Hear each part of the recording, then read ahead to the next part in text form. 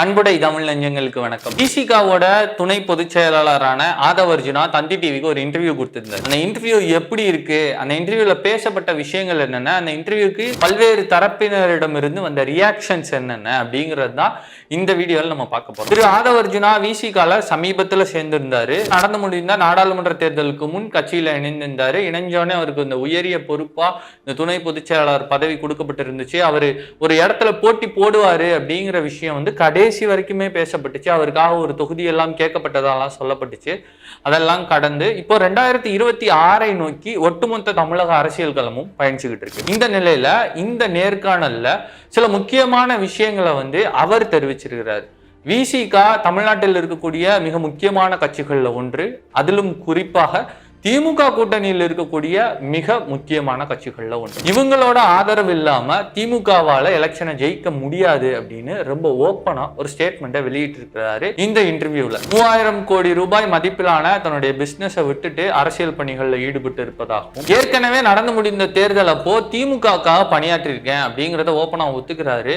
ஆனா இந்த இடத்துல இன்னொரு கேள்வியும் வருது. திமுகவோட பயணிச்சதுனாலேயே திமுகவோட வீக் ஸ்பாட்ஸ் என்ன, திமுகவோட பாசிட்டிவ் ஸ்பாட்ஸ் என்ன அப்படின்னு நல்லா தெரிஞ்சுக்கிட்டு அதே வீக் ஸ்பாட்ஸை இப்போ விசிகா சைட்ல இருந்து அவர் திருப்பி யூஸ் பண்றாரா அப்படிங்கிற ஒரு கேள்வியும் எழுது. இந்த மது ஒழிப்பு மாநாட்டுக்கான முக்கியமான காரணம் அப்படிங்கிறது கள்ளக்குறிச்சி மரணம் தான். ஏற்கனவே பலமுறை விசிகா அதை முன்னெடுப்பு செய்திருந்தாலும் கள்ளக்குறிச்சி மரணம் தான் இந்த மது ஒழிப்பு மாநாட்டுக்கான முக்கியமான காரணம். அங்கு நடந்த இழப்பும் இறப்பும் தலைவர் திருமாவளவனை ரொம்பவே பாதிச்சிருந்தது. அதனாலதான் நாங்க இப்படி ஒரு முடிவு எடுத்திருக்கிறோம். இப்படி ஒரு மது ஒழிப்பு மாநாடை பிரம்மாண்டமா நடத்தணும்.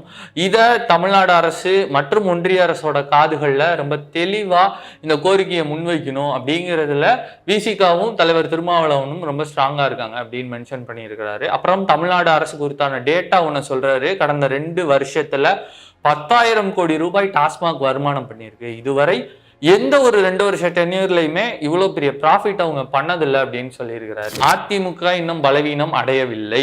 அதிமுக ரொம்ப ஸ்ட்ராங்கா தான் இருக்காங்க. அவங்களோட ஓட் பர்சன்டேஜ் இன்னும் அப்படியே தான் இருக்கு. ஒரு நல்ல ஸ்ட்ராட்டஜி எலெக்ஷன் பிளான் அவங்க பண்ணும்போது ரொம்ப கடினமான போட்டியை இதில் இருக்கக்கூடிய கட்சிகளுக்கு வழங்கலாம் அப்படின்னு சொல்றாரு. இந்த மது ஒழிப்பு மாநாடை பத்தின திரும்ப திரும்ப கேட்கப்பட்ட அந்த ஒரு கேள்வி வந்து என்ன அப்படின்னா, அரசியலுக்காக 2026 எலெக்ஷன்ஸுக்காக பேரம் பேசுவதற்காக கூட கொஞ்சம் சீட்டு வாங்குறதுக்காகத்தான் இந்த மாநாட்டை நீங்க நடத்துறீங்களா அப்படிங்கிற கேள்வியை திட்டவட்டமா மறுக்கிறாரு.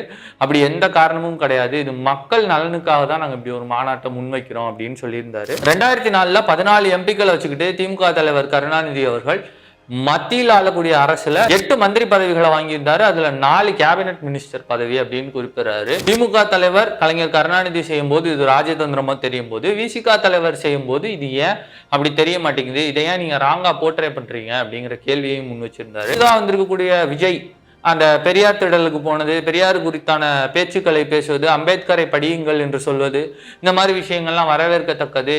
தமிழ்நாட்டுக்கு யாருமே சூப்பர் ஹீரோ கிடையாது. ஒரே நாள்ல ஒரே தேர்தல்லாம் அவங்க வந்து தமிழ்நாட்டை கைப்பற்றிட முடியாது. விசிகா தொண்டர்கள்லாம் ரொம்ப கேட்கிறாங்க அப்படின்னு சொல்லி ஒரு விஷயத்த மென்ஷன் பண்றாரு. அது என்ன அப்படின்னா, இத்தனை நாள் உழைச்சிருக்கோம், இவ்வளவு அரசியலை பழகி இருக்கிறோம், நம்ம தலைவர் என்னைக்கு துணை முதல்வர் ஆவது, முதலமைச்சர் ஆவது, அது போன்ற கேள்விகள் விசிகா தொண்டர்கள் மத்தியில எழுந்திருக்கு. அதனாலதான் இந்த பேச்சுக்கள்லாம் வருது. நேத்து சினிமால இருந்து வந்த ஒருத்தர் முதல்வராகவும் துணை முதல்வராகவும் அப்படிங்கிற வார்த்தையை ரொம்ப ஓப்பனா சொல்லியிருக்கிறாரு. துணை முதல்வர் பதவி யாருக்கு செல்ல போகிறது அப்படின்ற பேச்சு தமிழ்நாடு முழுக்க இப்ப நடந்துகிட்டு இருக்கோ, இது போன்ற ஒரு சூழ்நிலையில திமுகவின் கூட்டணியில் இருக்கக்கூடிய விசிகாவின் துணை பொதுச் செயலாளராக இருந்து கொண்டு ஒரு நேர்காணல் இப்படி ஒரு வார்த்தையை சொல்லி இருக்கிறது. திமுக விசிகா கூட்டணிக்கு நடுவுல ஒரு பிளவு ஏற்பட போகுதா, இல்ல திமுக விசிகா கூட்டணிக்குள்ள ஏதோ ஒரு திரைமறைவு பேரத்தை இப்ப வெளிப்படையா பேச ஆரம்பிச்சுட்டாங்களா அப்படிங்கிற கேள்விகள் எல்லாம் முன்வைக்கப்படுது.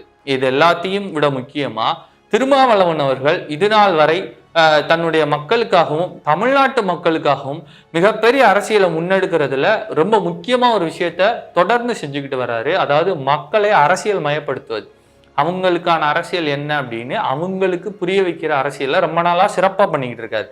அப்படிப்பட்ட ஒரு தலைவரின் பிரதிநிதியாக இருந்து கொண்டு ஒரு நேர்காணலுக்கு வர்றாங்க. இந்த நேர்காணல் பல தலைவர்கள் இருக்கிற மாதிரி ஒரு பேக்ராப் செட் பண்றாங்க. அவங்களோட அஜெண்டா என்ன, அவங்களோட ஃபேவரட் தலைவர் என்ன, தலைவரும் அந்த பேட்டியில் பங்கு பெறுவரும் இருக்க போட்டோவெல்லாம் பின்னாடி வைப்பாங்க. இது மாதிரி ஒரு நார்மல் இன்டர்வியூக்கு உண்டான செட்டப் எல்லாமே இந்த இன்டர்வியூல இருந்தாலும் இந்த இன்டர்வியூல ஒரு வித்தியாசமான உடல் மொழியை பார்க்க முடிஞ்சுச்சு. இதுவரைக்கும் விசிகாவிலிருந்து யாருமே வெளிப்படுத்தாத ஒரு உடல் மொழி.